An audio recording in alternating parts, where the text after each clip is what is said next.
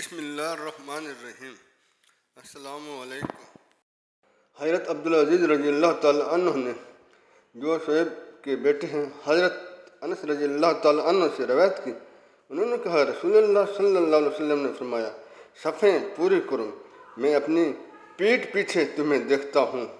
حضرت ابو ہریرہ رضی اللہ تعالیٰ عنہ سے روایت ہے کہ آپ صلی اللہ علیہ وسلم نے فرمایا جو شخص امام سے پہلے رکوع سجود سے سر اٹھاتا ہے، کیا وہ اس بات سے نہیں ڈرتا کہ اللہ تعالیٰ اس کے سر کو گدھے کے سر جیسا بنا دے۔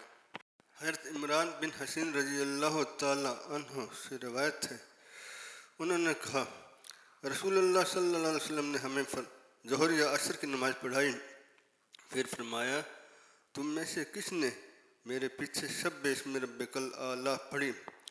تو ایک آدمی نے کہا میں نے، اور اس خیر کے سوا اس سے میں اور کچھ نہیں چاہتا تھا۔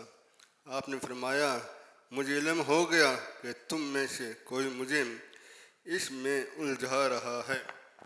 حضرت ابو ہریرہ رضی اللہ تعالیٰ عنہ سے روایت ہے کہ آپ صلی اللہ علیہ وسلم نے فرمایا تم کیسے ہوں گے جب مریم کے بیٹے حضرت عیسیٰ علیہ السلام تمہارے درمیان اتریں گے اور تمہاری پیشوائی کریں گے، جب امامت کرائیں گے تو بھی امت کے ایک فرد کی حیثیت سے کرائیں گے۔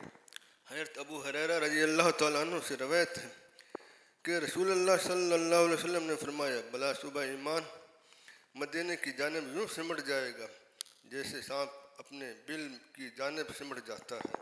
ابو ہریرہ رضی اللہ تعالیٰ عنہ سے روایت ہے، انہوں نے کہا رسول اللہ صلی اللہ علیہ وسلم نے فرمایا بلا صبح اللہ تعالیٰ نے میری امت کی ان باتوں سے درگزر فرمایا ہے جو وہ دل میں اپنے آپ سے کرے جب تک اس پر عمل یا کلام نہ کرے۔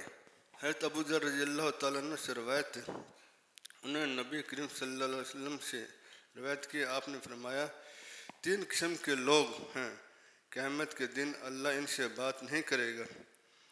نمبر 1 جو احسان جتلانے کے لیے کسی کو کوئی چیز دیتا ہے۔ نمبر 2 جو جھوٹی قسم کے ذریعے اپنے سامان کی مانگ بڑھاتا ہے۔ نمبر 3 جو اپنے تہمت ٹخنوں سے نیچے لٹکاتا ہے۔ حضرت ابو وائل رضی اللہ تعالیٰ عنہ نے حضرت حذیفہ رضی اللہ تعالیٰ عنہ سے حدیث روایت کی ہے کہ ان کو پتہ چلا کہ ایک آدمی لوگوں کی بہمی بات چیت کی چولی کھاتا ہے، تو حضرت حذیفہ رضی اللہ تعالیٰ عنہ نے کہا میں نے رسول اللہ صلی اللہ علیہ وسلم سے سنا ہے، آپ فرماتے تھے چغل خور جنت میں داخل نہ ہوگا۔ حضرت ابو موسیٰ رضی اللہ تعالیٰ عنہ نے نبی کریم صلی اللہ علیہ وسلم سے روایت کی ہے کہ آپ نے فرمایا جس نے ہمارے خلاف اسلحہ اٹھایا وہ ہم میں سے نہیں۔ حضرت عیسیٰ بن طلحہ رضی اللہ تعالیٰ عنہ نے حضرت ابو ہریرہ رضی اللہ تعالیٰ عنہ سے روایت کی کہ نبی کریم صلی اللہ علیہ وسلم نے فرمایا جب تم میں سے کوئی نیند سے بیدار ہو تو 3 بار ناک جھاڑے، کیونکہ شیطان اس کی ناکوں کے باسوں پر رات گزارتا ہے۔